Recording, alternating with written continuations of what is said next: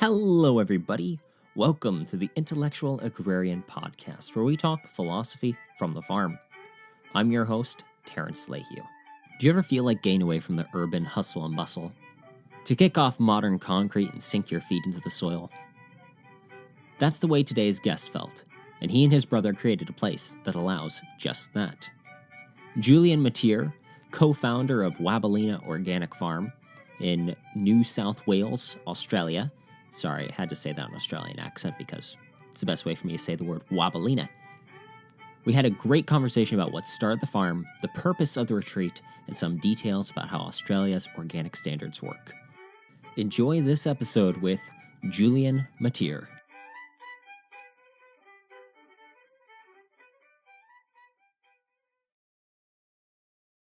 Julian, welcome to the show. Hi, Terrence. Thanks for having me on your show.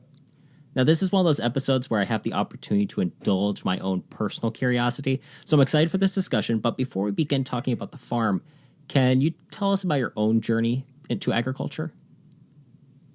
Sure. I grew up on a small hobby farm in regional Australia. Mum was an avid gardener. She grew organic veggies for the family. Every Saturday morning, we would join her in the garden to mostly weed and do all those things that an organic garden needs. I remember my first experience. I had my own little plot within Mum's garden, and I grew some potatoes. And I remember the thrill of digging up the potatoes when they were ready, and that joy of my first harvest. And I guess that kind of stuck with me. But just that idea of growing your own food, that was sort of implanted age. I had a great childhood growing up in the country, riding horses and exploring in the outdoors. But I remember after I finished high school, I couldn't wait to move to the city. I moved to Sydney. I was just really interested in what was going on there. And I ended up working in finance and living that whole city lifestyle. But by my mid-20s, I'd kind of started to grow out of it, or just sort of more long for being back in the country and being in nature, but I couldn't really see how I was going to get there from where I was. So it was just more of a yearning, I suppose, or a longing, and I continued working in the city until my mid 30s, early 30s, and then I was on holidays. I was in vacation in Thailand. I was at a detox retreat, and time that I kind of all sort of fell into place in my mind. I kind of the rough plan of how it might happen, moving back to the farm might occur, and I spoke to my brother, and he was kind of on a similar page as me, and we started brainstorming, and we sort of came up with a rough idea, a bit of a plan, a bit of a dream that we started working towards, and in April 2014, we purchased the farm, and here we are now. So tell us about the farm. Tell us about, and I'm going to make sure I'm pronouncing it right, Wybalena Organic Farm. We've been here a little over 3.5 years. It took us about a year to find Wybalena. We were sort of searching for a few particular things, and we visited here and fell in love with it straight away.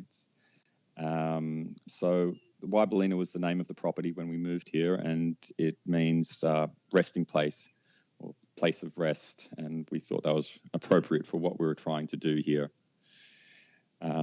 We're a mixed farming operation.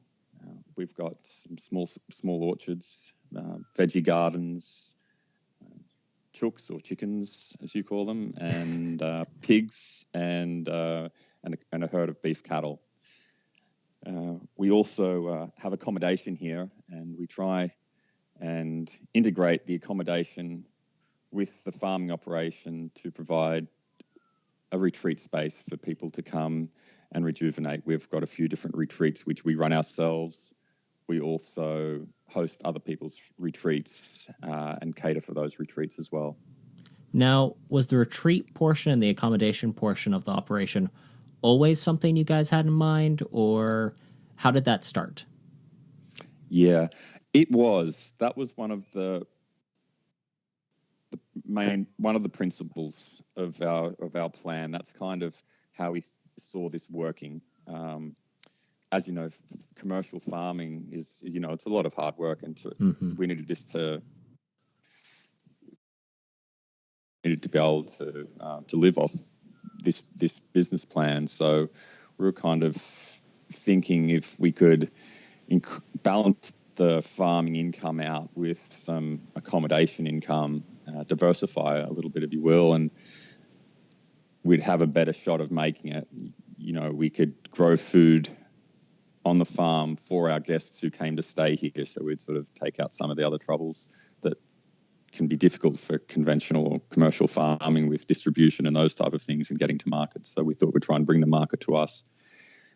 We also really liked the idea of having people come and stay with us on the farm, that we could share our farming experience with them. My experience growing up in the country was wonderful, but it was isolated.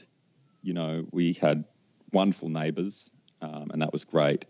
But also it can be, after being in the city, both my brother and I wanted to have interaction with people, and we thought, well, if we have this retreat business, we can bring these interesting people to us on the farm, and we don't have to leave the farm. So that was kind of one of the guiding sort of things about was having a retreat, as well as, and then that would allow us to also focus on the agricultural side.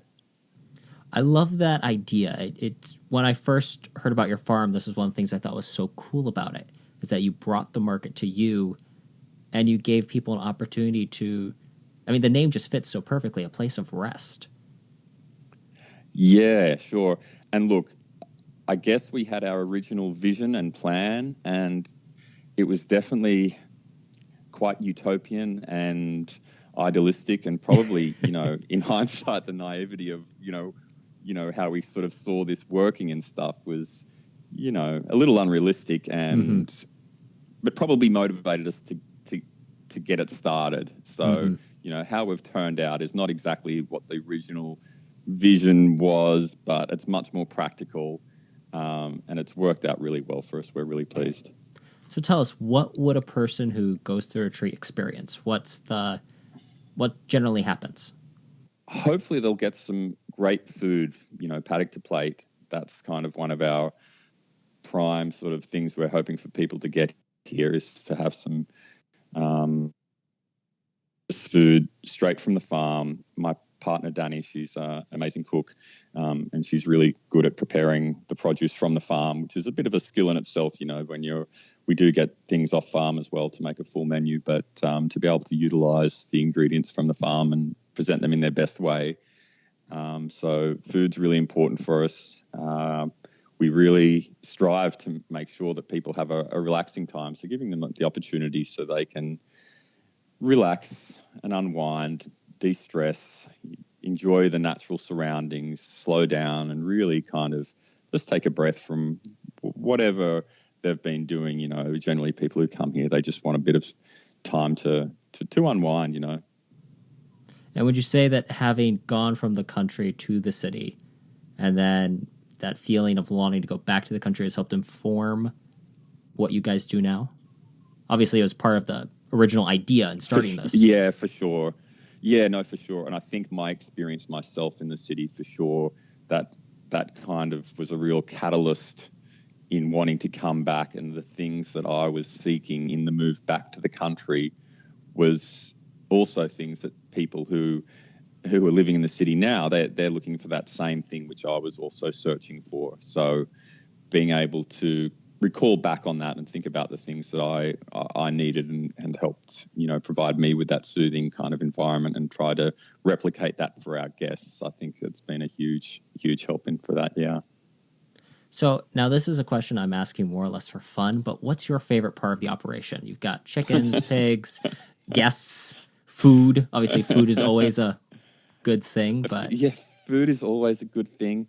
You know what? When I've got time, we move the cattle around daily. We do sell grazing, and being with the cattle, especially after they've moved, they're a little bit angsty before the move. They're ready to go into their greener pastures. But after they've moved into their new cell and they're quietly munching on the grass and you can hear the grass crunching and the little calves are frolicking, there's something very peaceful about that herd, and just sitting and watching them and just that environment. That's a beautiful thing. So I enjoy doing that.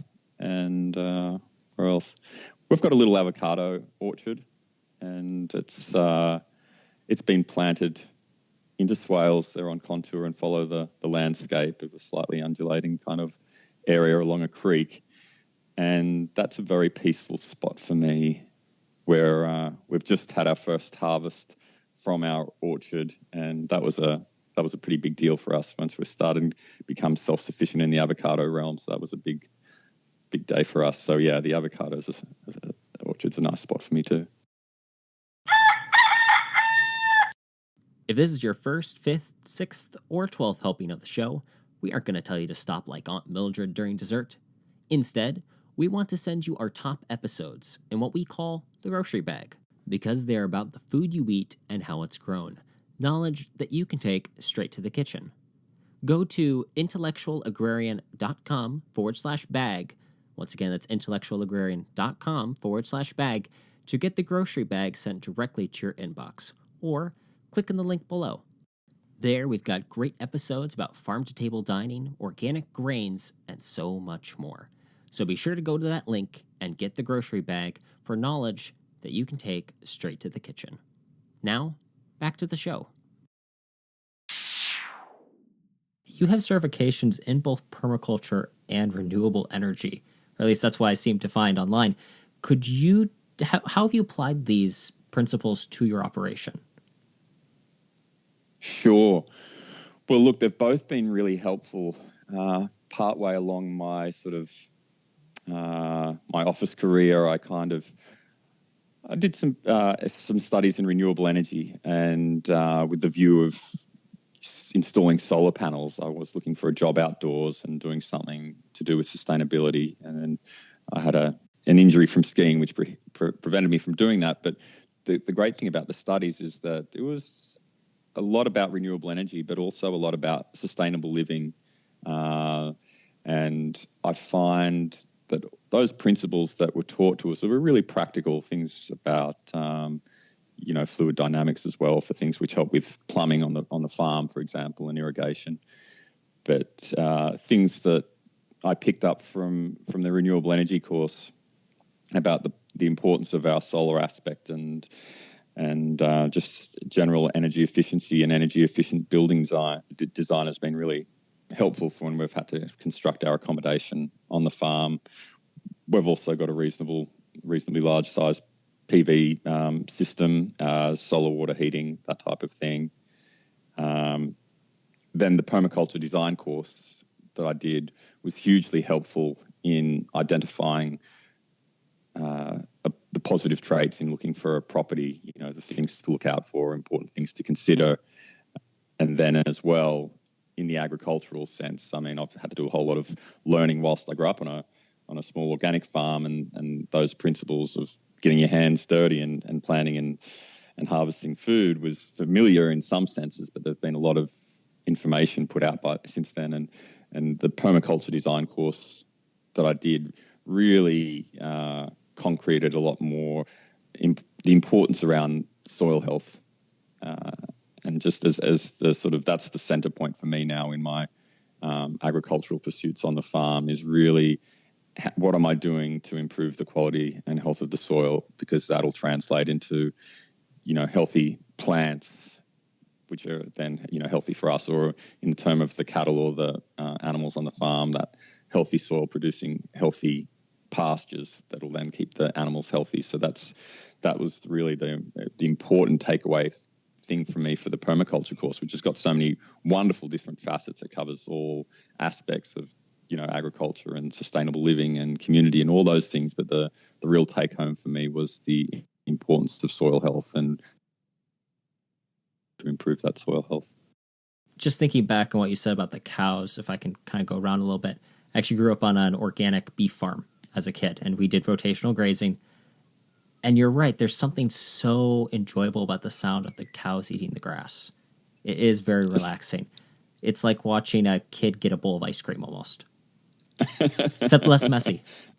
It's something very satisfying. I mean, it's nice that they're such simple, graceful creatures in some way, and in their mind, it just seems like the most important thing to them in the world is that fresh green grass. And when they've got that, just nothing else really matters. I mean, even a new mother will sort of run to the pasture first, a new fresh pasture, eat for 20 seconds, and then look back and see where her calf is. You know, you can see their priorities, followed very closely by motherhood for the cows. But yeah, there's something just very very peaceful animals. Now, this is a kind of a technical question, which I usually avoid, but this, again, is indulging my own curiosity at this point. I'm familiar with U.S. organic standards. I'm an organic inspector over here. Mm-hmm. But in Australia, what is the turnaround time for transition for ground? Sure. For me, it was 3 years. Mm-hmm. On arrival, that was one of the first things that I did. It was important to me to get my organic certification, so we commenced on that straight away.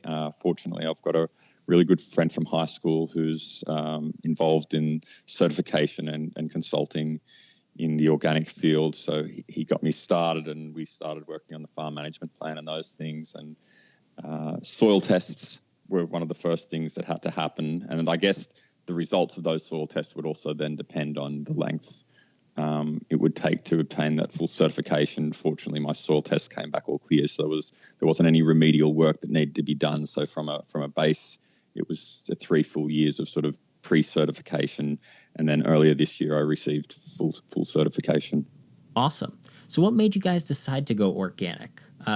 Again, I'm more familiar with the organic equivalent over here, but I'm not as familiar with Australia's organic climate. Sure.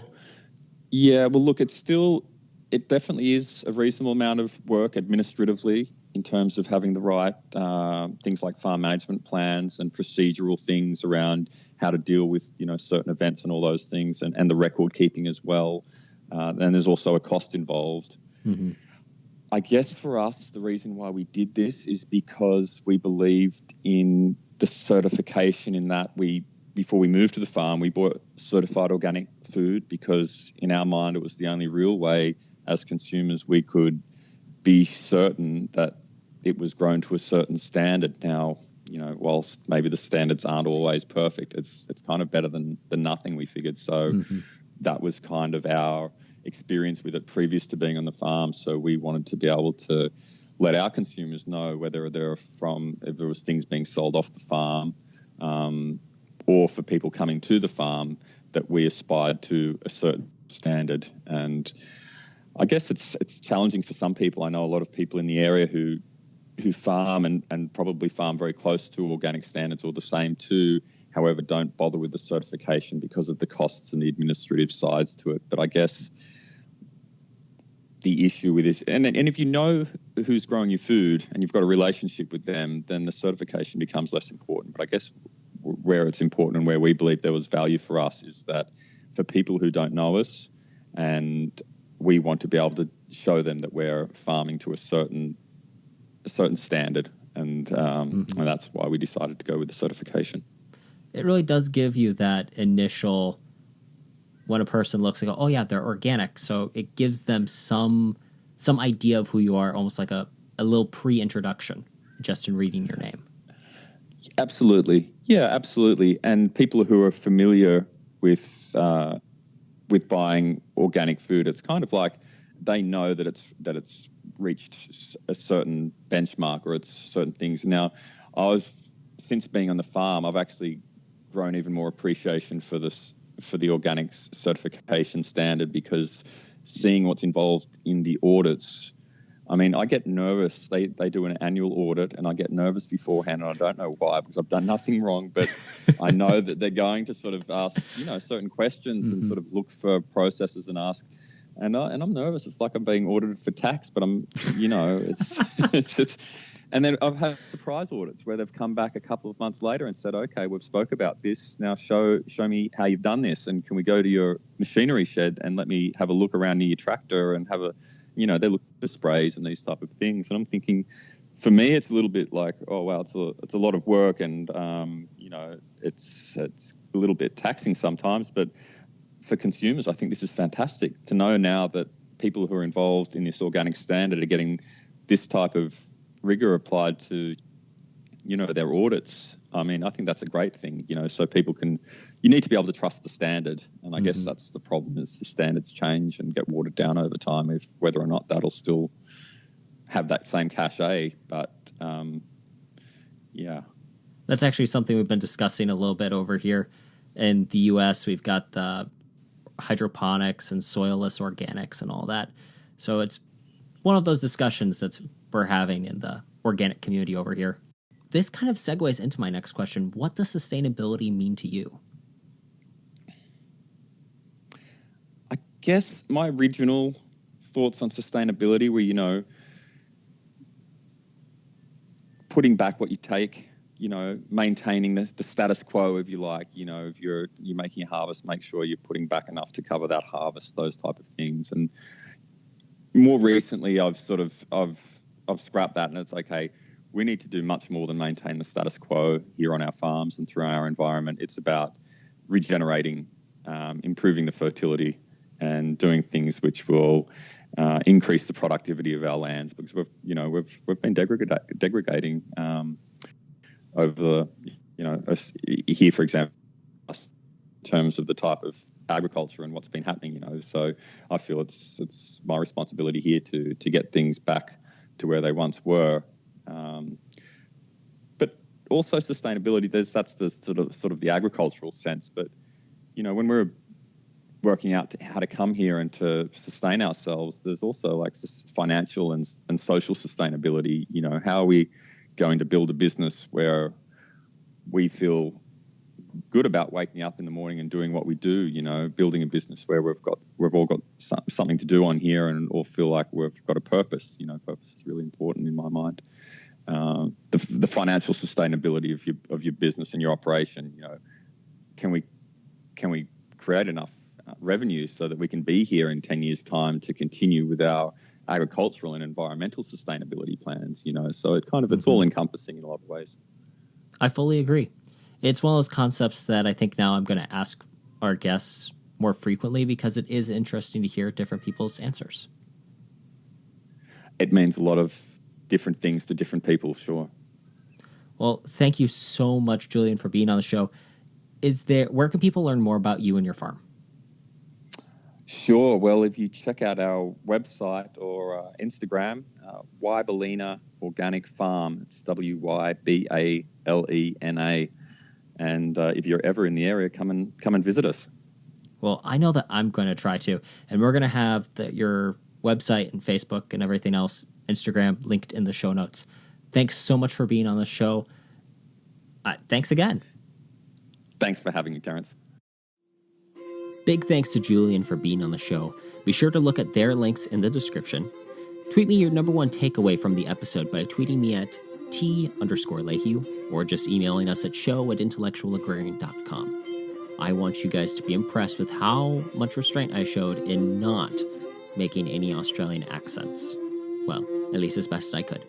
If you enjoyed the podcast, please leave us a review on iTunes. It helps the show out, and I will be forever eternally grateful. Please subscribe also on whatever listening medium you use: iTunes, SoundCloud, Stitcher, Podbean, CastBox, and whatever ones I'm forgetting to list. As always, I'm Terrence Lehue. This has been the Intellectual Agrarian, reminding you to keep farming the dream.